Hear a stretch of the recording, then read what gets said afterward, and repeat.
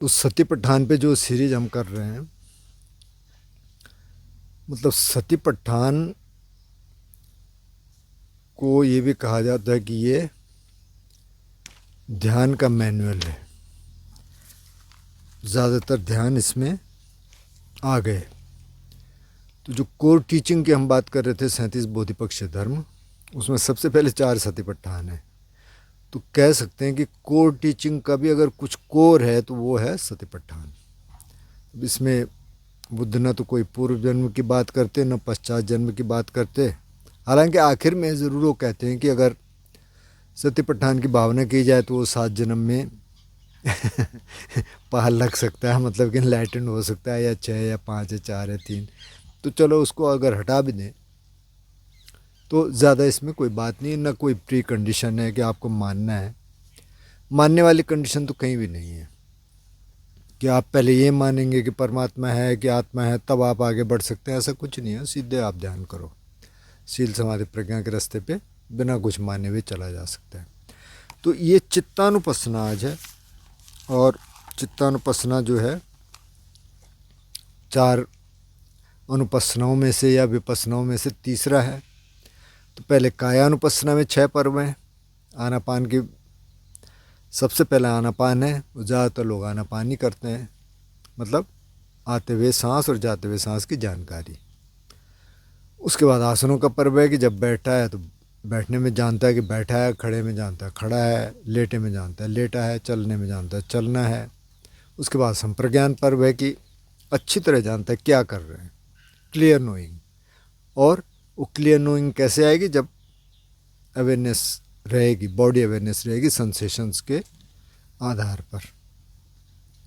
मतलब ये एक ज़रूरी पक्ष है कि सेंसेशन के आधार पर आपको पता है, और आपको पता है कि क्या कर रहे हैं।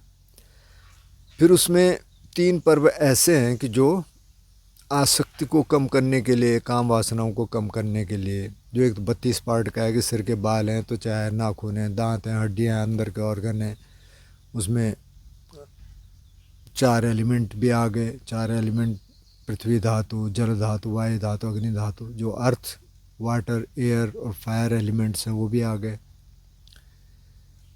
प्लस उसमें शमशानों के पर्व आ गए कि शमशान में देखिए, बेसिकली शमशानों का पर्व क्या है कि अपने को ऐसे अज्यूम करो कि मर गया, डेड बॉडी, और उस डेड बॉडी पे कंटेम्पलेट करना है।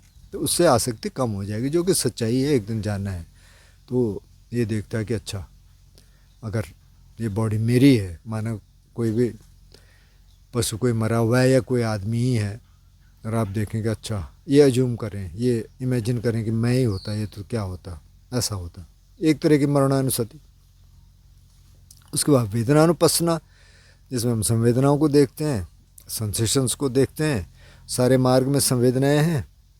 और चित्तानुपස්සना, तो चित्तानुपස්සना मतलब सीधे चित्त को देखते हैं, सीधे माइंड को देखते हैं। लेकिन चित्तानुपස්සना में भी वेदनानुपස්සना है। वेदनानुपස්සना सब में है और चित्तानुपස්සना भी सब में है। क्यों? क्योंकि जब आप बैठेंगे कुछ करेंगे तो वहाँ तो चल रहा है ना कार्यक्रम, तो वो तो दिखेगा ही दिखेगा। अच्छा, अब इसमें जो बुद्ध कह रहे हैं, मैं थोड़ा सा पढ़ देता हूँ पहले कि कैसे चित्त में चित्तानुपස්සना करता है। तो वो कहते हैं, यदि भिक्खवे भिक्खु सराग वा चित्तं सराग चित्तंति पजानाति, वीतराग वा चित्तं वीतराग चित्तंति पजानाति, सदोष वा चित्तं सदोष चित्तंति पजानाति, वीत दोष वा चित्तं वीत दोष चित्तंति पजानाति, समोह चित्तं समोह चित्तंति पजानाति, वीत मोह चित्तं वीत मोह चित्तंति पजानाति। अब इसमें सवाल ये है कि जब शुरू किया बुद्ध ने तो उसमें कहा कि विनय लोके अभिज्ञा दोमनस्संग, पहले राग द्वेष को अलग कर लेता है, उसके बाद बैठता है। अब यहाँ क्या कह रहे हैं कि सराग चित्तं व सराग चित्तंति पजानाति, जब राग है चित्त में, कोई लस्ट है, कोई कामनाएं हैं, तो उनको देखता है। और जब नहीं है, न काम वासना है, न और कोई कामनाएं हैं, तब उसको देखता है। जब दोष है, जब द्वेष है, जब इलविल है, हेट्रेड है, गुस्सा है, तो उसको देखता है। जब नहीं है तो उसको देखता है। इसी तरह जब मोह है तो उसको देखता है, जब नहीं है तो उसको देखता है। मोह का एक मीनिंग अटैचमेंट भी है, पर मोह का मतलब अज्ञानता। तो अब इसमें ये लग सकता है कि तो विरोधाभासी है, थोड़ा सा पैराडॉक्स लग सकता है ना, क्योंकि पहले तो कह रहे हो उसको अलग कर लो, अब ये कह रहे हैं कि उसको देखता है। तो अब इसको ठीक से समझ लें। यहाँ तक आते आते साधक ने सारी अनुपस्थनाएँ कर ली। इसीलिए मैं कई बार कहता हूँ कि कुछ लोग जो है एक ट्रेडिशन पे आते हैं, कहते हैं बस यही साधना है, इसके अलावा कुछ नहीं करना है। तो चलो, वो इसलिए भी कहते होंगे कि अब सब कुछ कराने लग जाएंगे तो फिर अलग तरीके से चलना पड़ेगा, कोई पैकेज बना के नहीं चल सकते। तो चलो, उससे भी फ़ायदा होता है। लेकिन बात यह है कि बुद्ध ने पहले तो कहा कि आनापान कर लो, राग द्वेष को अलग कर लो। फिर वो सारे आसनों का जो मैंने अभी गिनाए, शमशान तक, वेदनानुपස්සना, अब साधक ने ये सब कर लिए। उसको पता है कि राग आएगा तो मुझे क्या करना है, द्वेष आएगा तो मुझे क्या करना है। और पहले राग द्वेष को अलग तो कर लिया, लेकिन फिर भी अब बैठा है और उस समय आ गया। तब ऐसा तो नहीं है कि पहले खड़ा हो जाएगा और पहले इधर उधर घूमेगा या कुछ और करेगा। नहीं, उसको पता है कि क्या करना है, तो वो बहुत जल्दी हो जाता है, बहुत जल्दी निकल जाता है इस स्टेज पे। क्योंकि अब चित्तानुपස්සना को अगर दूसरे तरीके से देखें, अगर आनापान सती सुत्त के हिसाब से देखें, अब एक कंपैरिजन मैंने कहीं और देखे नहीं कि किसी ने बोला होगा, लेकिन मैंने सुना नहीं। तो अगर आनापान सती सुत्त के हिसाब से देखेंगे तो आनापान सती सुत्त में क्या है, 4 स्टेप तो वो हैं कि पहले लंबा सांस देखता है, फिर छोटा सांस देखता है, फिर पूरी काया का अनुभव करते हुए देखता है, फिर उसको प्रशब्द कर लेता है सांस को, और फिर किसको देखता है, चित्त में आ जाता है। पहले तो प्रीति को देखता है, सुख को देखता है, और फिर चित्त संखारों को देखता है, मतलब जो भी चित्त में उठ रहा है। तो अब क्या है, ये झाना की तैयारी हो गई। तो चित्तानुपස්සना कब करना है, जब समाधि के आसपास आदमी आ गया ठीक से। वैसे तो चित्तानुपස්සना हो ही रही है, आप आनापान करेंगे तब भी चित्तानुपස්සना होगी, आप वेदनानुपස්සना करेंगे तब भी चित्तानुपස්සना होगी। वो तो आ रहा है ना, उधर तो मन जा रहा है, फिर आ रहा है, जा रहा है, फिर आ रहा है, लेकिन अब प्योरली आप उसी को देख रहे हैं। तो उसको कब देखेंगे, जबकि और तरफ देखने की ज़रूरत नहीं है। प्रीति आ गई, पूरे बॉडी में सटल सेंसेशंस आ गई, तो उस पर ज़्यादा नज़र घुमाने की ज़रूरत नहीं है, वो खुद ही दिखता है, हरी सांस में दिखता है। और अब चित्त को देख रहे हैं तो उसमें थॉट्स कम हो गए, लेकिन अभी भी कोई राग का थॉट आ गया, अभी भी कोई द्वेष का थॉट आ गया। अच्छा, इसमें विचार की बात नहीं की बुद्ध ने कि विचार को देखता है, सीधे इमोशंस की बात हो रही है, सीधे विकारों की बात हो रही है। जब विकार है, जब नहीं है तो उसकी बात हो रही है कि अब राग है तो उसको देखता है, नहीं है तो उसको देखता है। तो ये ऐसा वाला राग नहीं है कि बिल्कुल उसी में शरीर और मन उसी में डूब जाएगा और काम ही नहीं कर पाएगा, ऐसा वाला नहीं है। थोड़ा कुछ आ गया, उससे ऑब्सेस्ड नहीं है, आ गया ठीक है, तो उसको देखता है। तो इसको ऐसे समझें, तो इसमें कोई विरोधाभास नहीं है, ये बहुत रिफाइंड स्टेट है। अब आप कम से कम उपचार समाधि में आ गए, अब बहुत इजी हो गया बैठना, और फिर भी कुछ आ रहा है तो वो कहते हैं कि उसको देखता है। अब इसमें कोई स्ट्रगल नहीं रह गया कि अब राग को कैसे दूर करें, द्वेष को कैसे दूर करें। साधक को सारी स्ट्रेटजीज पता है कि कैसे करना है। तो जब राग है तो राग को जानता है, द्वेष है तो द्वेष को जानता है, जब नहीं है राग और द्वेष उनको जानता है, जब मोह है तो उसको जानता है, जब मोह नहीं है तो उसको जानता है। अब संखितंग व चित्तंग संखितंग चित्तंति पजानाति, और विक्षितंग व चित्तंग विक्षितंग चित्तंति पजानाति। अब ये आ गया कि जब चित्त संक्षिप्त है, जब एकदम संक्षिप्त कैसे होगा, कि जब ये सब निकल गए बाहर, सारे विकार निकल गए, विचार बहुत कम हो गए, इक्का दुक्का रह गए, और दूसरे जहाना में तो ख़त्म ही हो गए, विचार है ही नहीं उसमें। तो उसको देखता है, संक्षिप्त चित्त को देखता है, और कुछ नहीं है वहाँ, सिर्फ चित्त है, उसको देखता है। बाकी दूसरे जहाना में वो भी रहेगा, सुख भी रहेगा, प्रीति भी रहेगी, लेकिन संक्षिप्त हो गया, अब वो ज़्यादा इधर उधर फैल नहीं रहा है। लेकिन विक्षितंग चित्तंग व विक्षितंग चित्तंत पे जाना, लेकिन अगर बिखरा हुआ है, इधर भी जा रहा है उधर भी जा रहा है, कई बार होता है ना, एक चीज़ आती है फिर वो उसका जवाब देता है, फिर दूसरा आता है फिर उसका जवाब देता है, फिर जवाब का जवाब होता है, फिर जवाब के जवाब का जवाब होता है। कई बार देखना आप चित्त में क्या क्या चलता रहता है, उधर कुछ देखा तो आता रहता है, मतलब जजमेंट्स आते रहते, सैया अपना काम करती रहती है। तो अगर ऐसा है तो उसको देखता है, जानता है अच्छा ये चल रहा है, ठीक है ठीक है चल रहा है। और जब संक्षिप्त हो गया, उसने सैया ने जो परसेप्शन है उसने जजमेंट करने कम कर दिए, उसको देखता है, संक्षिप्त को देखता है। महगतंग व चित्तंग महगतंग चित्तंति पजानाति, अमहगतंग व चित्तंग अमगह महगतंग चित्तंति पजानाति। महगतंग चित्तंग मतलब अब ये जो महगत और अमहगत है, इस चौथे जहाना की भी बात की बात है। जो अरूप आयतन है, या रूप जहाना भी कह सकते हैं, समाधियाँ ज़्यादातर उनको आयतन कहा गया, ये वहाँ की बात है कि जब बॉडी से बाहर आ गया चित्त, अब बॉडी की अवेयरनेस भी नहीं है, और उस चित्त को वो फैला सकता है कहीं भी इधर उधर। जैसे कई बार उसको आज की भाषा में कहते हैं आउट ऑफ बॉडी एक्सपीरियंस, तो जा सकता है इधर उधर, देख सकता है, मतलब ये बहुत आगे की स्थिति है। तो अगर ऐसा है, महगत है तो उसको जानता है, अमहगत है मतलब नहीं है, इतना फैला हुआ नहीं है, तो उसको जानता है। सउत्तरंग व चित्तंग सउत्तरंग चित्तंत पजानाति, अनुत्तरंग व चित्तंग अनुत्तरंग चित्तंत पजानाति। अभी सउत्तर और अनुत्तर है, इस संक्षिप्त और विक्षिप्त का ही एक रूप समझ लीजिए इसको। लेकिन इसमें स्पष्ट है कि जब तो उत्तर मिल रहा है, जब कोई बात आई, सैया ने कुछ कहा, फिर उसका एक जवाब आया, फिर सैया ने कुछ कहा, फिर कुछ आया, फिर सैया ने फटाफट उसको इवेलुएट किया, जजमेंट किया, फिर जजमेंट का भी जजमेंट हुआ, वो चल रहा है। तो वो सउत्तरंग चित्तंग है, मतलब चल रहा है चल रहा है। और अनुत्तरंग चित्तंग मतलब कुछ आया और उस पर ज़्यादा आगे बढ़ी नहीं बात, कुछ आ गया ठीक है, उसी को देख लिया मन ने।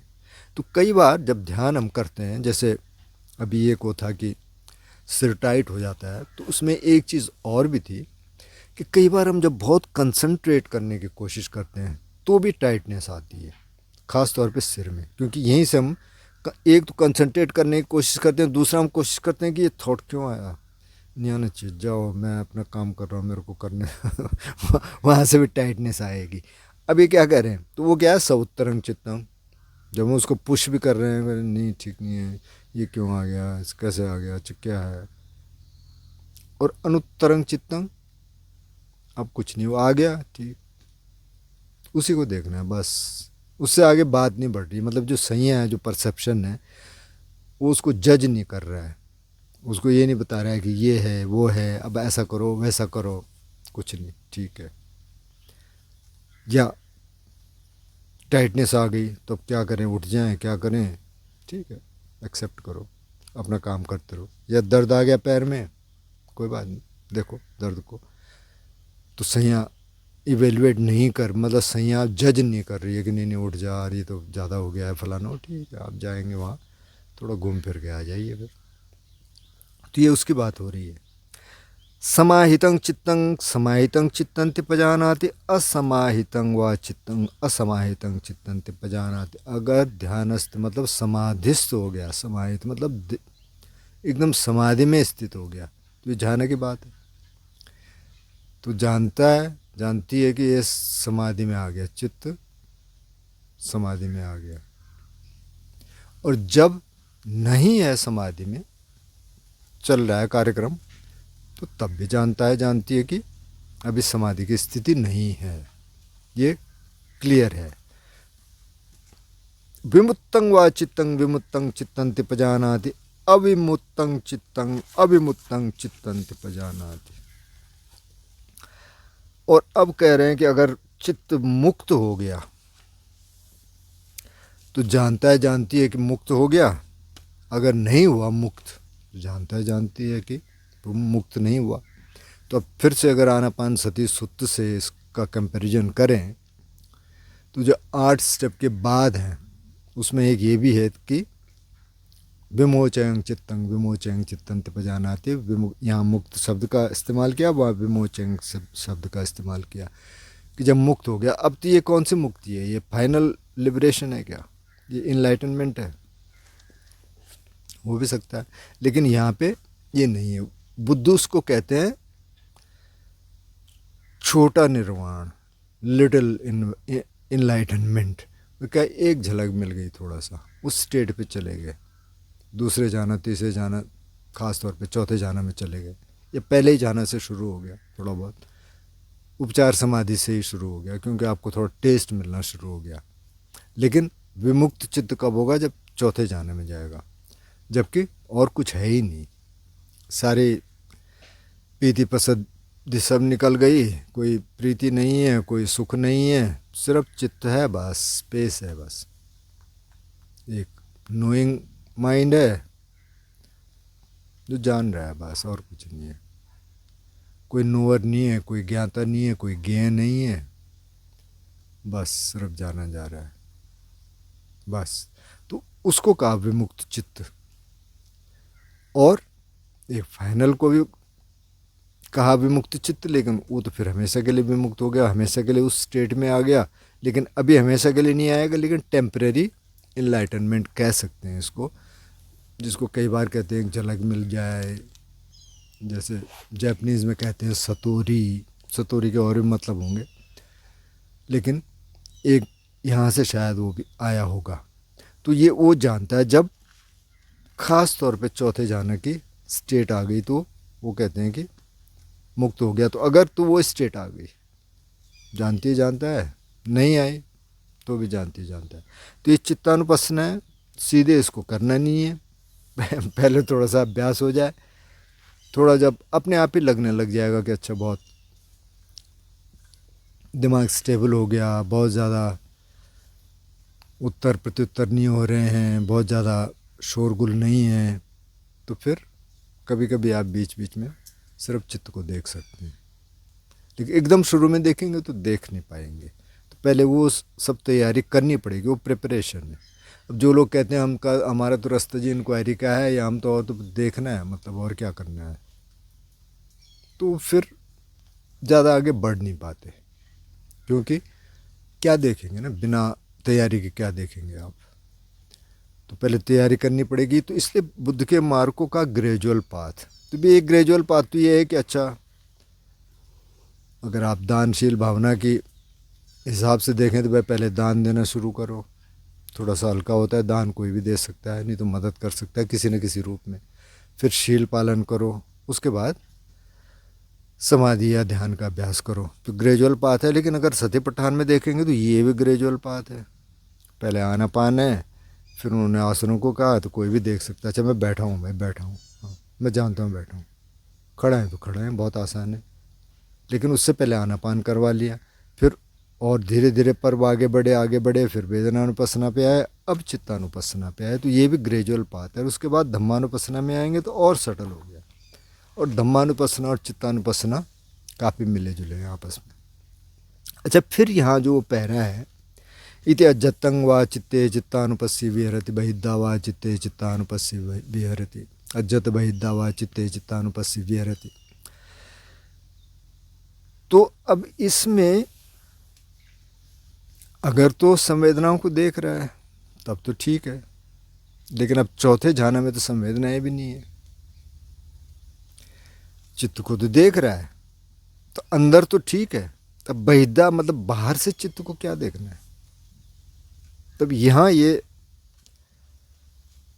जो स्कॉलर्स का भी मानना है कि यहाँ ये समझ नहीं आता कि ये पैरा क्यों है। तो इसलिए जो बनते नाले हैं उन्होंने कहा कि भाई ये तो कॉपी पेस्ट है, हर जगह इसको बाद के कंपाइलर्स ने रख दिया, बुद्ध ने ऐसा नहीं कहा होगा, क्योंकि ये तो बाद में कंपाइल किए गए ना कि अच्छा इसको ऐसा करते हैं, इसको इस निकाय में रखते हैं, इसको इस निकाय में रखते हैं। जैसे अब सतीपट्ठान सूत्र है तो कई निकायों में, मध्यम निकाय में भी है, दीर्घ निकाय में भी है, शायद संयुक्त निकाय में निश्चित रूप से है। तो ये कई जगह है, क्योंकि बहुत इंपॉर्टेंट टीचिंग है इसलिए।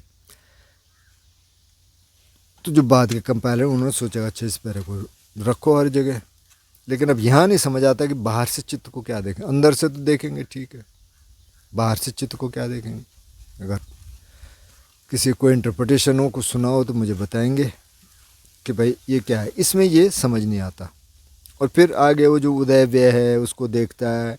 अथि चित्तंत, ये तो ठीक है कि ये चित्त है, इसमें स्थापित हो जाती है सती, ये चित्त है बस, और कुछ नहीं है। और जब तक वो रहता है कि न किंच लोके उपादीयते, लोक में कुछ ग्रहण नहीं करता, मतलब कोई आसव नहीं आते, कोई राग द्वेष मोह सब पहले चले गए, कोई विचार नहीं है, कुछ नहीं है, सिर्फ चित्त है, उसको देखता है। जो विमुक्तंग चित्तंग जिसकी बात करी कि ये चित्त विमुक्त हो गया, मतलब कि अब कुछ हलन चलन खत्म हो गई, तो ये चित्तानुपस्सना है। और जैसे मैंने कहा कि कुछ स्कॉलर ने कहा कि इसमें शायद ये पहरा जो हर चीज़ में है, जैसे अज्जतंग व चित्ते चित्तानुपस्सी विहरति के अंदर से देखता है बाहर से देखता है, ये शायद मतलब एक तरह से या तो इसलिए कर दिया गया कि अब क्या करें, इसमें से कुछ निकाल दें कुछ हटा दें तो वो भी अच्छा नहीं लगे, तो सब रख लेते हैं, जिसको समझना होगा समझ लेगा। क्योंकि अब बाहर से इसमें चित्त को क्या देखेंगे, ये इसमें समझ नहीं आती कई बार। ये जो इससे आगे की भी चीज़ें हैं कि सती है तो बाहर से क्या देखेंगे सती को, तो ये चित्तानुपस्सना है। इस पे आप अपने सवाल कर लें, अगर आपके सवाल होंगे, अगर या आपकी कोई जानकारी होगी, कोई, मैं बार बार कहता हूँ मैं कोई स्कॉलर नहीं हूँ मैं सामान्य साधक हूँ, थोड़ा बहुत मैं अपनी साधना के लिए पढ़ाई कर रहा हूँ, और अब ये माध्यम है तो चलो जितना मुझे पता है मैं आपको बता देता हूँ।